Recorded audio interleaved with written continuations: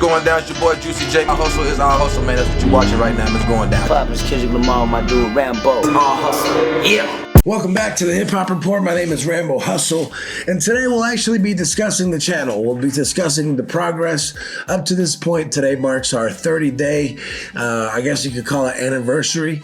And for those of you who guys are new or that have been here for a while, those of you who know or may not know, obviously we have work dating previous to the last 30 days.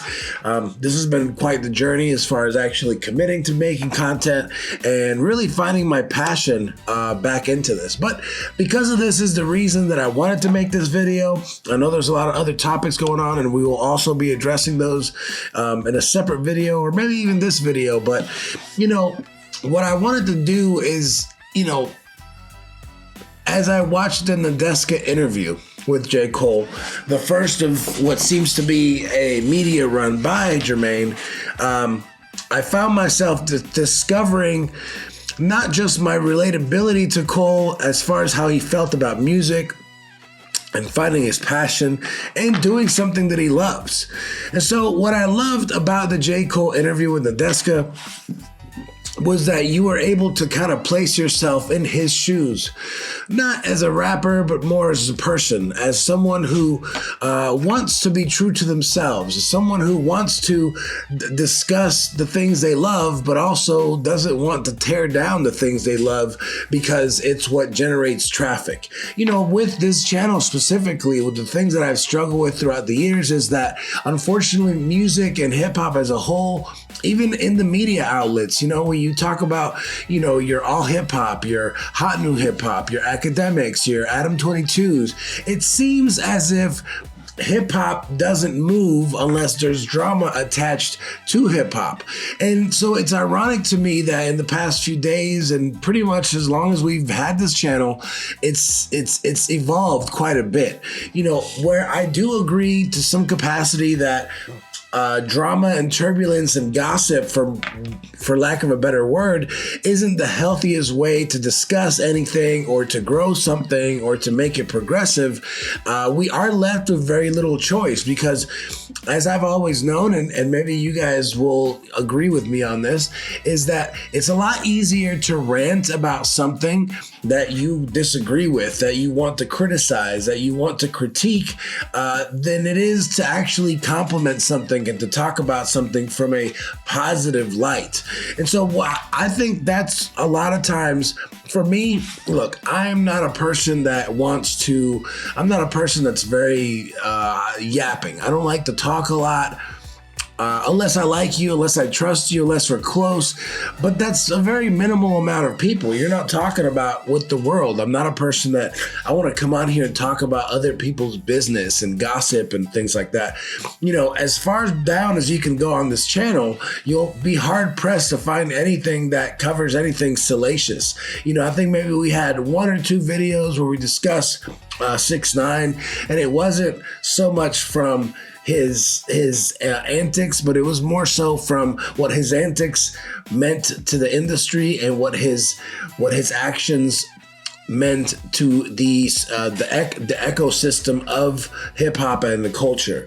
You know, so for me, one of the hardest things to do this channel was to get over the hump of like, do I want to be forced essentially to talk about things that are not related to the music, when in reality what I'm passionate about is music. I've made music, I've produced music, I've directed music videos, and I guess that's the biggest difference from me and somebody who is just essentially a fan of music, which I assume is probably going to be a majority of the people that watch our content and our videos and that engage with us, is just people that just love music or enjoy the artists or are passionate about what these artists represent.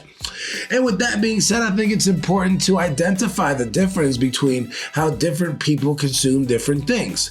You know, for example, somebody who creates music, who is a creator, producer, a writer, a singer, a rapper, whatever the case is, tends to look at art and consume art more so from a perspective of what is this? Have I heard this before? Specifically, if it's an artist that you're familiar with, is this something that has evolved? Because us as creators, we are kind of hard pressed to want to hear the same thing from the same person over and over and over again. Now, that in comparison to what the average fan wants is more so when you as a fan find or discover an artist and you like a song or you like an album or you like their style, you almost become embedded with that style. You almost want that style to be what this artist does. The same way that when I go to a restaurant, I want what that restaurant does. The second they change that menu, then maybe they change something I love. Maybe the one plate, because I'm kind of like that too. Like, I'll go to a restaurant and I'll order the same thing every time, and with the same side, the same appetizer, the same drink, the same dessert. We tend to be systematic creatures that way. And because of that, I do find that it's not always as easy just to say, hey, why is this the same? As somebody who speaks about hip hop and music and culture, for me, we tend to hit a crossroads because most of the people on the channel that are going to consume the content are fans of these artists or fans of the music, and they may not want change. They may want the same thing regurgitated in different ways within a same box. That's very typical of fans. Fans tend to box artists in to do this said thing. Where for me, I'm looking for evolution. I'm looking for change. I'm looking for growth. It's hard for me as a producer of this show, this podcast, and the speaker, the person that's voicing my opinions to you, to keep things positive when I don't see shit positive. That's an Eminem quote for those of you guys who didn't get it. But nonetheless, we love it, right? So I sit here every day and I go through the news and I consume the news articles and the posts and the art and the comments and the opinions of everyone. But I most definitely am not trying to make everyone happy. And personally, for me, that's what's going to give me the liberty to keep doing this podcast and to keep speaking with you guys and discussing. I entertain the idea of you guys coming on here and disagreeing with me. If anything, I champion it because I don't expect, there's some days that we're going to disagree. There's some days we're going to agree. There's some of you that I will vigorously disagree with because some of you may be fans of a certain artist and I may just not agree. And I think that's fine. For me, I never want to disrespect you. And I don't want to be disrespected, but I understand that we're coming from different perspectives where I am a creator and I am someone who, because I'm a creator, I lack the efficiency to be just a fan of an artist or music. I'm not a fan of anyone, to be honest with you. Most of the people that I talk about, I have either watched their career grow, I've worked with them, I've been in the same rooms with them, I've worked their shows, I've seen them perform live. So for me, a lot of it is too close to home to be a fan. But at the same time, I recognize the value of being appreciative of the art, the music. I just don't get into the concept. If it's not to the gossip, if it's not about music, if it's not about the things that we are here to champion, I'm not really going to dive into it like that. So I welcome you guys. I'm never really going to be a person that's going to be on here telling you to follow me and comment and like, and, you guys do what you want. You guys know how YouTube works. You know what I mean? If you want to follow, cool. If you want to subscribe, if you want to share, if you want to comment, we're here to have a discussion about hip hop, and we're not expected to agree on everything. We're not expected to disagree on everything. I'm sure there's Drake fans that love the idea that I said that there was no reason for Kendrick to perform Not Like Us or Euphoria at the Super Bowl. And to be honest, there wasn't.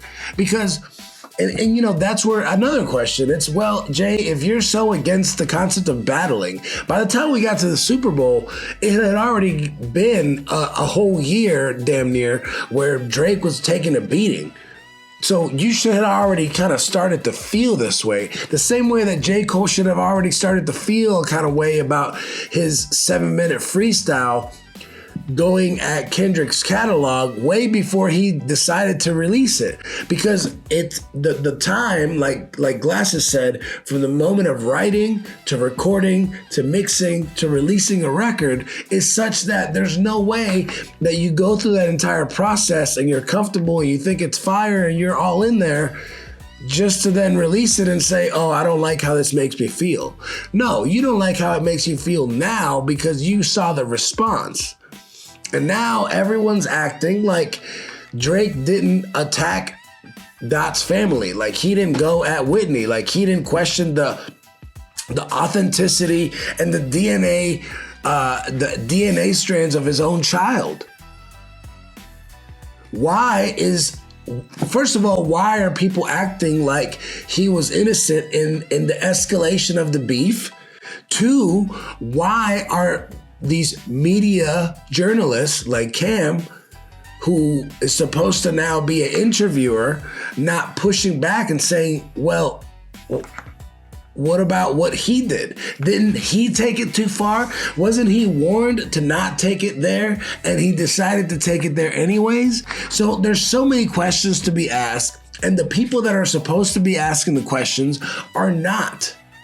And so for me, what drives me in this channel more than anything is the idea that at some point I may be able to be in that chair across from these artists and ask the questions I feel are necessary. Now, the big question is, are these media outlets going to criticize Jay the same way they came at Cole? And if not, then does the Jay interview become a cushion for Cole's opinion? When we hear the entire Cole interview with Cam, is Jay's sentiments going to be the echo of what Cole was delivering? Which means that are Jay and Cam working together, which would be a long time coming, and are we just being spoon-fed a softer industry where battling is being dismantled for the idea that everyone can just be in harmony? And if we're in harmony, should we also bypass and overlook just the obvious sentiments and motions of people that don't respect the culture enough to respect the people within it? With that being said, Rambo Hustle, thank you for a great first days on YouTube. We'll keep it rolling as long as there's hip hop news, and as long as we're passionate about what we're doing, we'll keep the ball rolling and feeding you opinions, questions, and takes that you may or may not agree with. And Going down, it's your boy Juicy J. Our hustle is our hustle, man. That's what you're watching right now. It's going down. Poppin', Kendrick Lamar, my dude Rambo. All hustle. Yeah.